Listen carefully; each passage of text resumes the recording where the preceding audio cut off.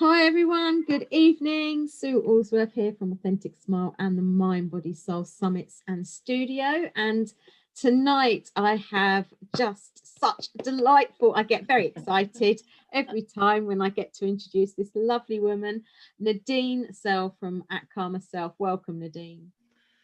Thank you for having me, Sue. I'm the same. We get so excited chatting, don't we? So I've got to remember that I'm calm, but I'm excited too. So that's lovely. But no, really looking forward to chatting to you this evening. It's great. Thank you for coming on again, because you've been involved in the last summit, Words I Have Power, was. Yeah, brilliant. Yeah. which is, I think, almost coming to its end of Mm, availability now, yeah. and you've decided to come along again. Yes. So, as I've explained to people, December, this summit is a little bit different. I'm kind of setting up for something new in the new year, which you are also I involved know. in. It is exciting, isn't it? It's going to be It, brilliant. I know it's So we've got the Release with Gratitude Summit, and that's on the 5th of December. But then throughout That's right. December, we've got the studio, Mm, the sort of MBS community studio that mm, I'm kind of putting together. brilliant. So but we've got the Gratitude Summit on the 5th of December. So tell us a little bit about your talk, and why is gratitude I know you're passionate about gratitude. Why are you Mm. passionate about gratitude? Because it's so powerful. It's something that I do practice. I was going to say daily, but it's more than that. It's with me all the time, and saying little thank yous all the time and being grateful. Things like when I'm looking for a parking space, the parking angel is there for me, and it's like, say thank you.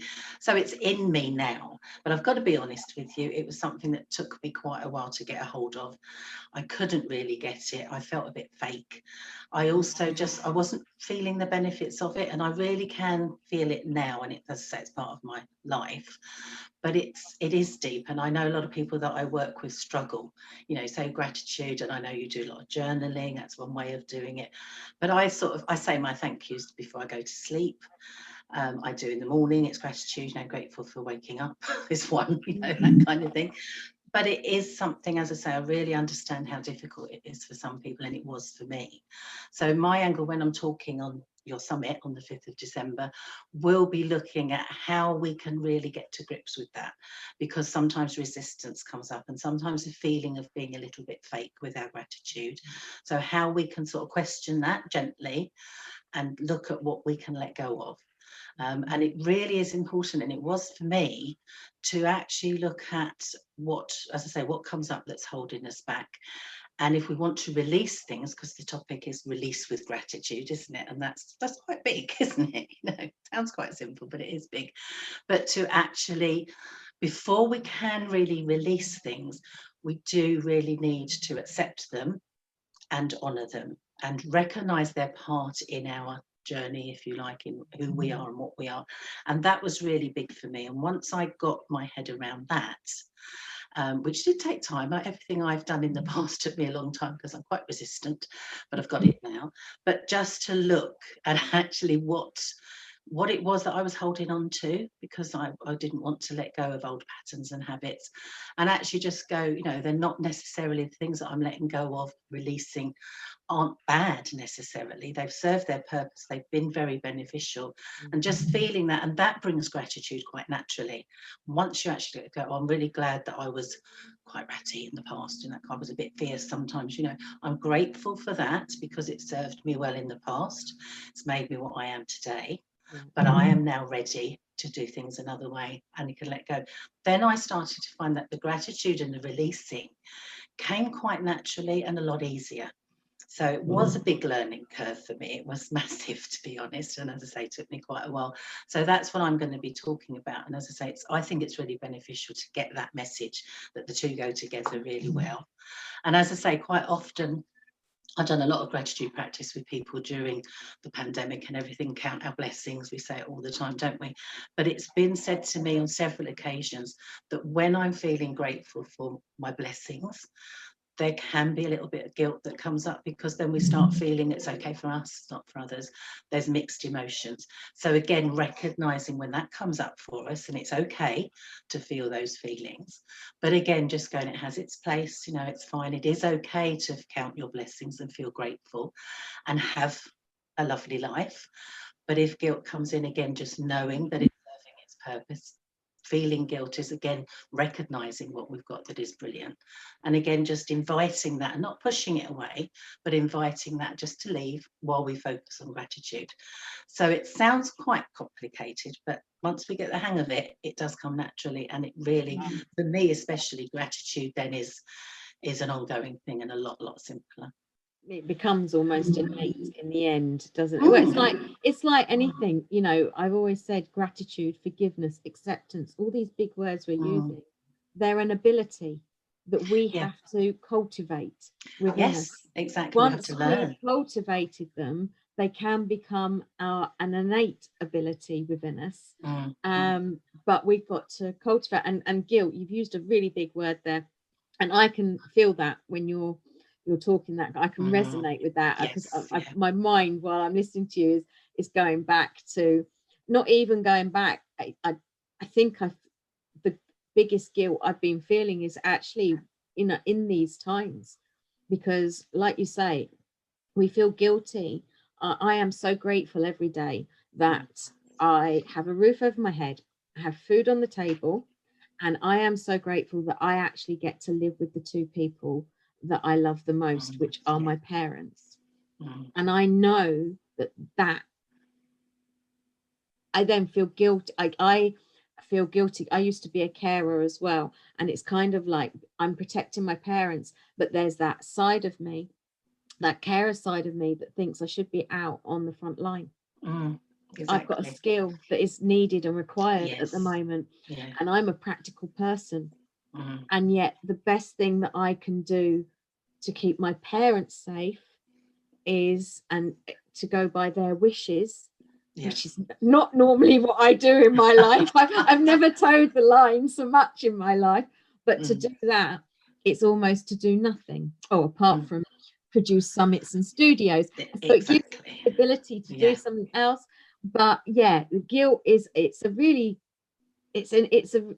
in there, isn't it? It is, isn't it? And again, just recognizing it. Sometimes that's enough, just to go, oh, there's guilt again. That's okay. It's part of my emotions. It comes up every now and again. And sometimes that is enough just to recognize that. But you're absolutely right. And I think when you were talking there about caring for your parents and feeling the guilt about not caring, not caring for the world, maybe, which we get. Super soon. Exactly. But also, to recognize as well that you are caring for you as well. And that is definitely, something to be considered and, celebrated, because you're looking after, but we're not very good at that either, are we? I'm looking after me, self-care and that kind of thing. It doesn't sit very well with most of us. So to recognize that as well. And it is important, isn't it, to do that? And I think where you said earlier about gratitude, and you just get used to it, it is, like we say with meditation, everything, gratitude, we call it gratitude practice, don't we? And actually it's practicing. We practice, we get better at it. And that's the way I start off with people, because that's what I had to do myself, to practice. And now, like you say, it's in our day-to-day thinking. So, but like you said, that gratitude can only, and again, I mean, we've only known each other sort of a short time, really, but through, I mean, again, every time I say this, I'm great. Again, how can, I feel guilty for saying I'm grateful for COVID, because I know that it has caused so much misery, so much pain. It is a real thing. It is happening across the world, and there has been so many deaths, and I know there's deaths from lots of things, and that's always actually going to be the circle of life. But I wouldn't have met you. I wouldn't have met a lot of the speakers without this situation, shall we say. So it's kind of like, but you go back to, we'll go back to that A word. It's one of my, it was one of those words that, again, I struggled, but we've connected, and I think we've sort of quite similar fiery signs of the past, maybe. And acceptance. You can't move into a place of gratitude all the time you are feeling even a whiff of guilt, blame, judgment, conflict, that resolution, that unresolved issues, even if not physically, but within you, they're not sitting right. And like you said, I can look back, I wasn't an angel with many things, and I can look back now, and I suppose that there's the big moments of my life, and they're the ones that you've really got to get in and dig into.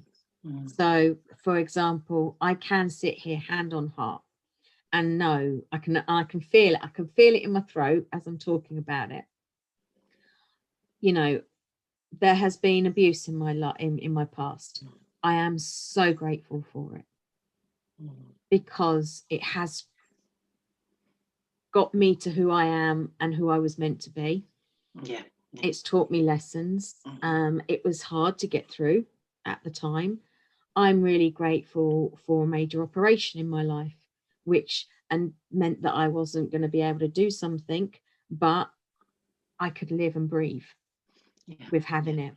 And I'm grateful for being and we said just before this that we weren't going to swear tonight, but I'm grateful for being a bitch. And I was a bit of a one at times. It's obviously, to be fair, I probably still could be if I actually chose to be. I just choose not to be now. Grateful for the choice. There you go. But, you can. Great. Yeah. But you learn if you can go back and accept those parts. But you can't be grateful until you've accepted those things that have happened. No, and I think I can move into gratitude even with everything that's going on right now, because I know in our family, from day one, we just accepted that this is actually what it is. There's no point. We can control and do what we can, but at the end of the day, the core issue is the core issue. And you've just got to accept it, and it will be what it will be. It will all work itself out, maybe not in our time, what we want our time frame to be, because we're impatient. But moving into that gratitude, but as you said before, there's that false gratitude as well. I can remember when I first started, I don't do gratitude as a journal anymore. I can't, because I can't feel it. I'm like you, gratitude has become part of my daily practice. So there will be moments that I'm just walking around and I look up at the sky and I see a cloud or something, and it's like, I'm spontaneous with my gratitude, but it's more heartfelt. Does that make sense? Totally. And I think that's the way to do it, really, isn't it? If you do sit, and that's exactly what I was saying when I first started, when it was suggested to me, do gratitude. I was doing that. I'm trying to think of what to be thankful for. That didn't work for me either. To do it in the natural day-to-day really does work. And I think you said earlier about when you're feeling other emotions, it's very hard to tune into gratitude. And again, it's something that was said to me a lot. When you're feeling depressed, and I used to suffer from massive bouts of depression, just turn yourself into gratitude, because you can't be depressed when you're feeling gratitude.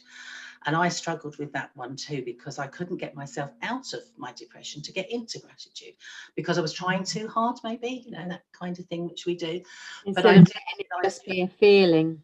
Exactly, just to recognize your feelings, which I wasn't very good at, whatever they are. And then things change, don't they? Because you don't stay. Every emotion is fluid. Everything changes, And I do feel, the basis of my Calmer Self method is to notice when you're feeling any emotions that you're not comfortable with, and learn how to get out of them, even if it's only temporarily. And that's step number one, basically. And the most common thing is stress or anxiety. And just to go, right, I'm recognizing that's what I'm feeling. I know what to do to change how I feel. Then you can move into another feeling. You can move into gratitude or whatever. And it does give you back your control. But I do love the fact that, you say it's spontaneous, because it so is, isn't it? This is what happens with me. Exactly. I see something beautiful, and it's just coming out for me. It's natural. I don't have to think about it. I've got used to just appreciating the smaller things, because I think actually I'd gone through that phase of appreciating and being grateful for the big events, but they're done and dusted, and I'm grateful for them. The actual difficult part is just everyday little small things. And top tip here, although I didn't journal, I did to start with, my journal, my gratitudes, but as like you, I struggled to feel authentic, I think is the word, with it. But what I did feel authentic doing, so if you are struggling with gratitude, top tip, you don't send it, but write a gratitude letter to someone. Because if you are writing it to someone that you are grateful for, whether it's in your past, present, whether they're alive or passed over, it doesn't matter. But if you can, once you connect with someone else, it makes it easier to move in. And it's as long as you're then feeling that gratitude, you know what that feeling's like, and so you know how to get back to that. Because again, if you've never felt it, you don't know what it looks like, do you? So the one thing that I used to do was write. I never sent them. Some I sent, some I didn't, some I couldn't. But I wrote gratitude letters to people in my past and from there, my heart, you get that feeling, and you know, and also that actually released, because sometimes there was still attachments connected to that situation, with that person. So by writing, again, that's why I say don't send them, but you go sort of full circle when you're writing that letter, and you're crying tears of sadness, tears of joy, and that release comes. Exactly. So you are, in the very essence of what you're doing, you are releasing with gratitude, aren't you? It's helping that process through. And I think you're absolutely right with that, connecting with someone else. It's like when people are not very good at self-love and self-care, like we mentioned earlier, you know, it's hard to say things lovely to yourself, but we can say it to other people. So I think, like you say, if you tune into other people, it just gets that flowing, doesn't it? It's the flow. So that is a brilliant tip. I haven't done it for a while actually, and it just, as you was talking, it just sort of popped into my brain. So and I know that you are joining us also throughout December, and you will be joining us in January for 2021. I know for the Mind Body Soul sort of community studio. I'm trying to I'm so excited about it. I think it's going to be fabulous. It's such a wonderful idea, and it's just perfect, isn't it? It's what we need. So well, it also, you know, it's not just bringing people together who are going to participate, but as we've mentioned, we're all working quite alone at the moment, and it's just a way that we can feel connected. We're all working as a little team sort of thing. So you're going to be doing weekly you're going to do pre-recorded meditations. Yes, but they're going to be available on a Monday at 7 o'clock in the morning, they're just available for the 24 hours, because everything in the studio, if it's live, it will not be recorded. The whole idea is get in the habit. You need to turn up and be present and participate. But with your meditations, they're going to be so that we don't have to be live in the morning at 7 a.m. Be kind to yourself. But each week they've got a different theme. So tell us a little bit about why should people go to your meditation? Well, because Monday morning we need a bit. I'm calling them Monday Morning Motivational Meditations, and that's not easy to say, but it's what I'm doing. And I've been doing it a lot with people anyway, because people are struggling with motivation, people are struggling with routines, and I love your idea of that. Get in the habit, because if it is weekly, you know, you can attend and you get used to that. It's a brilliant start to the day, brilliant start to the week. So that's my idea. Like you say, they're going out at 7 o'clock in the morning, but people can access them a bit later if their time to start the day is later. So I love that idea too. People can tune in when they want to. But what I'm going to do is, as I say, it is about motivation. It's about creating a positive start to the day, and it will be something that people can work on. So it will be, obviously it's a guided meditation, but I encourage people to find their own way with it. So to practice on a weekly basis will be brilliant for people to develop their own. So they work out how they want to start their day. And I always encourage people to start the day with you. I say, you know, before you look at social media, before you do anything else, tune into you first. So again, this will be a great habit for people to get into, because it will be talking. So as I say, we'll be guiding a meditation, but it will be about setting your intentions for the day, taking the feelings of overwhelm out of your to-do list, because sometimes we start the day going, oh, I've got so much to do, I don't know what to do. And that's not a good way to start the day. So I'll be talking people through how they can do that. Also, it will be about, as I say, just really feeling how you want the day to be, and realizing that you can make your day be anything you want, giving you a power surge at the beginning of the day. So as I say, motivation, positivity, it will be focused on that. So it won't be the kind of meditation that some people think, where it's like, oh, I'm sending you to sleep. It will be a little bit of a reset, if you like, get yourself going and everything. So it will be relaxing, obviously, but it will be to set you up for the day. And I do encourage people, if they do join in, to actually, they're going to be comfy in their own homes normally. I would imagine most people will be doing it from home, but some people can actually, you can access it from your bed. You don't have to get up.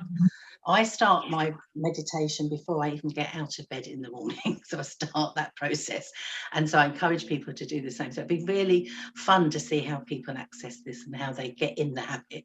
It will be brilliant. So that's how it's going to be. You're absolutely right. There's going to be a theme every week. The general theme I've just explained about the motivation, but I'm really tuning into the seasons. I'm tuning into what's going on in the world around us.